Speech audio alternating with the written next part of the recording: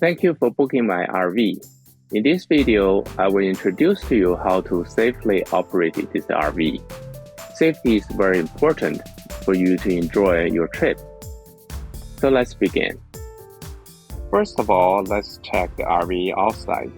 If you camping at full service campground with all the hookups, make sure all the hookups has been disconnected.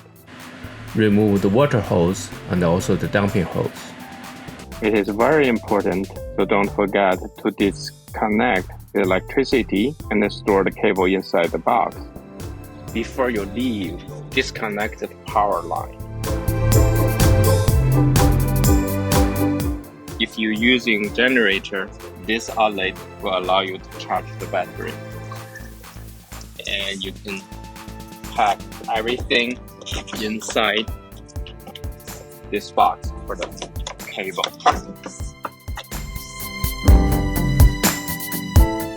This makes you pack the power line.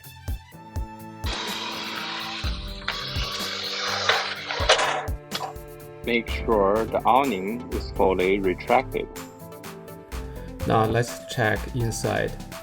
So leave nothing on the table because the table surface is very slippery. Anything left on top of it will fall during your driving. And the second, leave nothing on the kitchen counter or the stove top, such as like this. You could put things inside the sink or put the things back to the cabinet. After remove all the items from the table as well as the items from the kitchen countertop, then your next step is to close the windows. Here's the window, so if you leave it open during your driving, it will create a lot of noise from this window. Check this big window and close it and lock it. You may also close all the windows on the ceiling because when it's open during your driving, you create a lot of noise as well as create a drag. There's another one at the front. You may also want to close the bathroom door. This way, you will reduce some of the noise come from the bathroom during your driving. To close the bathroom door, make sure to open this lug so that the bathroom door can close like this. After clear the table, kitchen counter surfaces, close the windows, the driver can proceed to prepare for driving. To prepare your driving, you need to remember two things. First of all, plug this cable in this charger and this cable in this charger. So what it does is this charge is to give electricity for this monitor. This monitor is for the view on the passenger side so that you don't have a blank spot. This charge is to give electricity for this monitor. This monitor is the monitor for the all 6 tires. So during your travel, you can see the tire pressure. As long as the tire pressure in the safety range, you are fine. Normally, the lowest is go to 65, especially in the cold weather, it go lower, and do not exceeding 80 psi when it shows here. This monitor monitors 3 directions. So this one is monitor on the driver's side view. This monitor is monitor the passenger side view. So this one is similar to this, but it come from 2 different cameras to give you a slightly different prospect. These 2 cameras, they are both real cameras, but they give you a different view.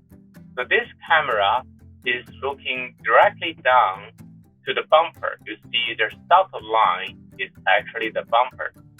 And then you can see a close-up if there's any car very close to you. This one gives you a long far shot so that you can see a distant car if they are driving. During your driving, this one is very important. It gives you a clear view of all the cars behind you. So here's the question. Why don't you leave these two plugins to live in there all the time? So here's the scenario. Because this plugin and this plugin is providing electricity from the battery all the time. So if you camping at the campground, the battery power is come from your startup battery. So if you leave too long, like overnight, I'm afraid it may be draw out all the electricity power so that you cannot start, especially in winter. So it's better to leave it off after you stop the car. So whenever you stop the car, just do this. Unplug this, leave it here, and unplug this to leave it here. And then put it in here. This is an entertainment console. Normally, the first thing you want to know to use is the map. So once the console connected to your phone from here, you're connected, and the Google Map will show real-time the mapping. So you can import your next destination so that you can use that as a GPS. So I can teach you a little bit more about this setup when you come to pick up your RV. After you check both outside of the RV and inside of the RV to see if it is ready to be driven, then you can proceed to driving the RV and drive safely. Enjoy your trip. Thank you for watching.